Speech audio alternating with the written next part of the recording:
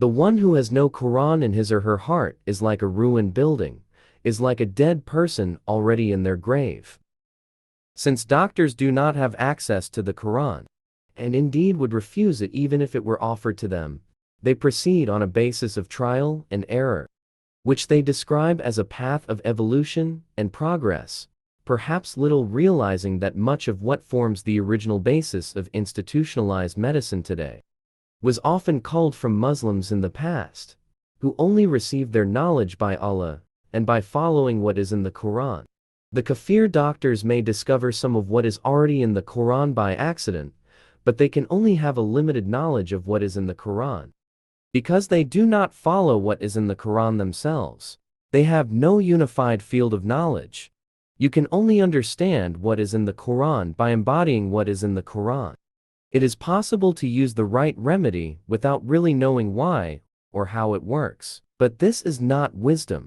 As with the kafir factory and educational systems, the kafir medical system is often not really concerned with healing and with what is beneficial, but with money. It is big business, creating business for the vast pharmaceutical concerns which provide its drugs and equipment, and keeping thousands upon thousands of people usefully employed in patching up people, so that they too can be usefully employed. It is more common to hear the medical students of today talking about the large fees they hope to earn once they have passed the right exams and collected the right bits of paper, than the number of people whom they hope to heal, or more importantly, the means by which that healing is to take place. The kafir medical system is an integral part of the kafir consumer-producer process. It promises great rewards for the fully qualified. It plays a very important role in the overall management of the kafir system, that is, the Dajjal system, closely linked with the kafir educational system and the kafir legal system. Its leaders wield great influence in the kafir state. 100 years ago, the medical system as we know it today did not exist. During that relatively short period of time, the takeover has been completed. The system which makes the operation of the kafir factory, educational and medical systems, a viable proposition, and indeed which controls the operation of all systems in the kafir system, that is the Dajjal system, is the kafir legal system. The kafir legal system makes the interlink between all the other subsystems possible. It is thus the heart of the kafir system, that is, the Dajjal system as a whole. The kafir legal system defines the structures of all other systems in the kafir state, regulating what they may do and what they may not do, and it ensures that any alternatives to the kafir system, that is, the Dajjal system, are rendered ineffective, either by making them illegal, or at least by severely restricting them. The kafir legal system also dictates what human behavior is permissible in the kafir state, thereby ensuring the effective control and monitoring of the majority of people living within that state. Anyone who ignores or actively opposes the legal system finds him or herself locked up in prison in a very short space of time. In effect, the kafir legal system is utilized to ensure that the consumer-producer process runs as smoothly as possible. The inevitable result of such a state of affairs is the police state, that is, a society divided against itself, where one half preys on and feeds off the other half. The kafir police force is given wide powers and freedom of action. Basically, its members can do in the name of the law what for anyone else is against the law. They are paid a lot of money to do this, even though the taxpayers who provide the money, and who at times are both protected and tyrannized by the police, do not always want either to pay the taxes or to have the police force. The argument used is that if there were no police force, there would be chaos. The answer to this is that there would be chaos amongst those who are truly kafir, but not amongst those who are truly Muslim. The way of Islam means that those who follow it do not need a police force, because each individual is his or her own policeman or woman. Instead of policing others, the Muslim looks to his or her own actions in the knowledge that he or she is answerable to Allah for them. Furthermore, the nature of the Muslim community is such that the roots and causes of crime, which are permitted to flourish in a kafir society simply do not have a place to grow in the Muslim community. As in the field of kafir medicine, so in the field of kafir laws. Many of the ills and ailments which provide the legal system with work are the direct results of the way in which the kafir system, that is, the Dajjal system operates, and of the lifestyle which the people working in that system are conditioned to follow. The kafir system, that is, the Dajjal system, creates needless activity patterns in order to keep people occupied, and in order to make money out of that activity. Of course, some of the police are helpful, but then helpful people always are. After the kafir medical system, or rather in conjunction with it, the experts of the kafir legal system are required to undergo the most rigorous of conditioning educational processes before they are permitted to operate. In effect, this is a screening process whereby those who are inimical to the kafir system, that is, the Dajjal system, are prevented from finding out too much about its workings and are weeded out. Only those who will support and strengthen the system are permitted to qualify and eventually assume positions of responsibility within the system. As in the Ka-6 educational system and the kafir medical system, it is clear that there has also been a change in personnel, as it were in the kafir legal system.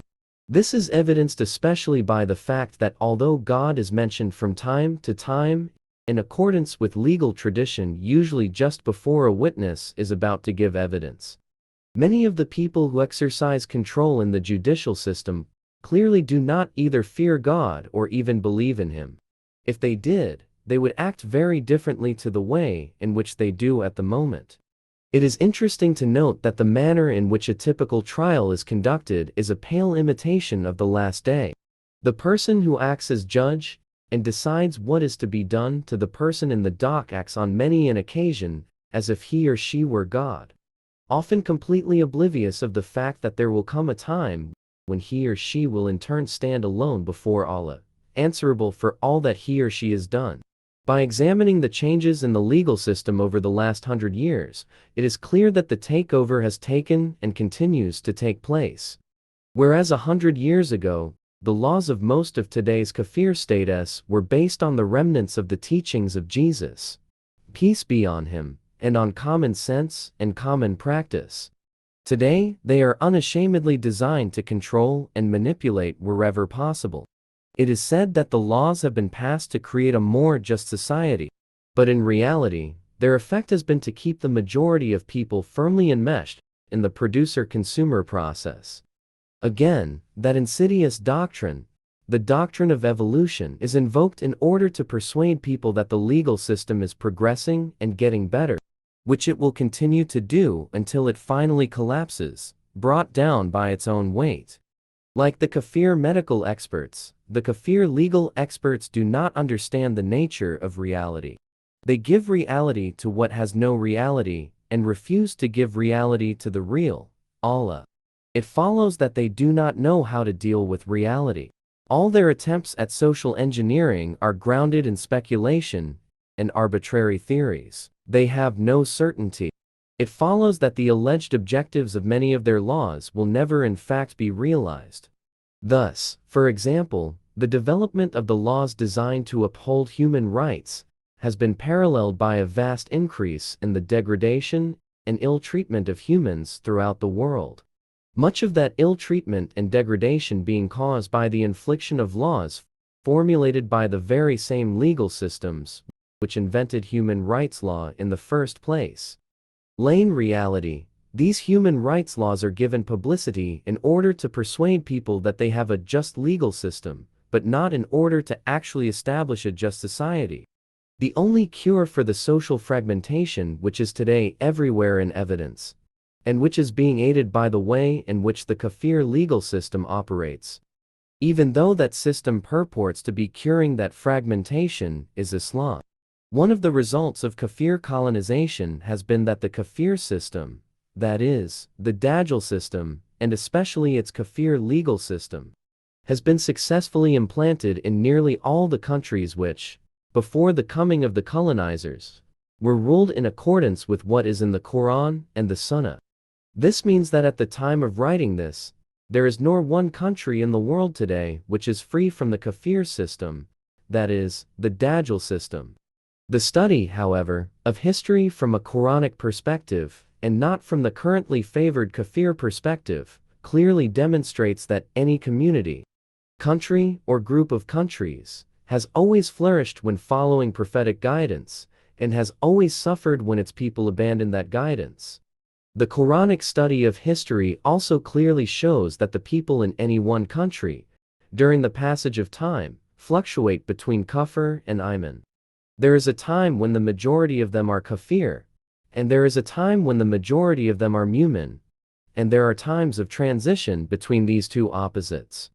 This pattern of activity is in accordance with the true nature of existence, which is the manifestation and dynamic interplay of opposites originating from one source, Allah. Since everything lies in its opposite, and since the majority of people in the high-tech North have not been following an unadulterated prophetic guidance for several centuries, it follows that the advent of Islam in the West is not only the cure for the sick kafir states of the high-tech North, but is also absolutely inevitable. Allah says in the Quran that there is no changing the way of Allah. Only Allah knows what is in the future, but inshallah, the practice of Islam will grow and flourish amidst the ruins of the present kafir society once it has finally and fully collapsed. The last 50 years has witnessed a dramatic increase in the number of new laws which have been formulated throughout the world, as well as in the multitude of regulations which are drawn up under, and by virtue of, the so-called authority conferred by these laws. Never before in the history of mankind have humans been so regulated in what they may and may not do. People are punished for the least deviation from the legally defined norm, even in circumstances where neither person nor property has been injured or damaged or even endangered in any way. The doctrine of strict liability means that a person can be found guilty of an offense even where there is no blame, and even if, in the circumstances of his or her particular case, he or she was doing what, according to common sense, was most appropriate. The more laws there are in a country, the more offenders there will be. The more offenders there are, the more business there is for the people who operate the legal system, and the richer they become. Even in situations where injury or damage to person or property does occur, and even if the person who caused the damage or injury has made good that damage or injury, he or she will still be subjected to the legal process as well and punished. This indicates that Clause 6 our law is not used to maintain balance, but has become an idol which if violated, must be swift in retribution. The kafir legal system is not used to maintain social harmony, but to maintain social inequality by means of oppression and repression. It favors the people who control the kafir system, that is the Dajjal system, and it is used by them to control and manipulate the people who are enslaved by that system. Many of the laws enforced today arise out of a situation and a society in which there is no trust between people. In a time when many people have become hard-hearted and mean, they seek to take advantage of others rather than to help them. Such people are described in the Quran as the mutaffifin, meaning the defrauders, those who demand full measure from others, but who give short measure in return. Laws are passed to curtail their actions, but as quickly as these new laws are passed, the defrauders find ways to evade them. Which means that more laws have to be passed to stop up the loopholes as they become apparent. Since it is often the defrauders who make the laws in the first place, it comes as no surprise to find that there are always some loopholes left open permanently for the lucky few who know about them. Although, for example, both the Bible and the Quran, which many witnesses hold in the right hands, as they swear by God to tell the truth in courts of law, forbid usury, these very same courts not only authorize and uphold usury, but at times even insist on it. As well as the ever-growing multitude of laws, life is further complicated by the doctrine of judicial precedent, which states that all past judicial decisions are binding on judges when deciding a case which has a similar fact situation. Since no situation is ever exactly repeated again in creation, And since all judicial decisions are made subject to the personal prejudices of the judges who make them, it inevitably follows that sometimes judges are obliged to reach decisions which are patently unjust because of a case which may have been decided many years ago, when life and attitudes were very different to what they are today. The only way around the doctrine of judicial precedent is to distinguish cases that would otherwise be binding by indulging in wordplay and intellectual dishonesty, which ultimately causes confusion and uncertainty when a decision arrived at by these means has to be applied to yet another similar fact situation at a later stage. The result of all these laws and all these regulations and all the past decisions which have been reached often when the law then was very different to what it is now is a complex web of do's and don'ts, which is forever changing or being changed, so that only the legal expert who spends his or her whole life in this maze has any idea of its geography. Indeed, the maze is now so large that the need to specialize in one particular area has become a necessity, until the time is reached, if it is ever reached, when all the information is stored on magnetic tapes and compact discs, and we have trial by computer. It is this complexity which is magnified by having a specialist vocabulary and complicated procedure, which ensures that the legal expert will always be needed, and will always command a good price for his or her advice and services, both in and out of court. This situation is the complete antithesis of that which arises in a Muslim community. A Muslim community has no need of a legal system.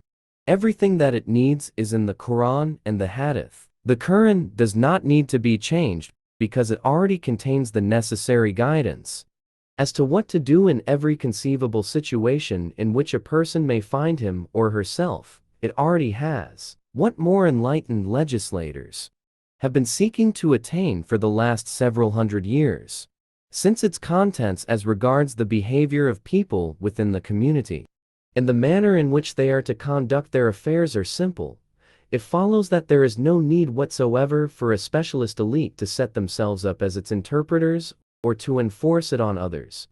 The people in a real Muslim community follow what is in the Quran and the Hadith because they do not wish to do otherwise, provided that they fear Allah and the Last Day, and follow the way of the Prophet Muhammad and the first Muslim community which gathered round him. May the blessings and peace of Allah be on him and them. They are not a threat to anyone else, and no one is a threat to them. The way of Islam is a guidance for whoever means well and fears Allah. One of the secrets of existence is that whatever is in your heart appears before you in existence.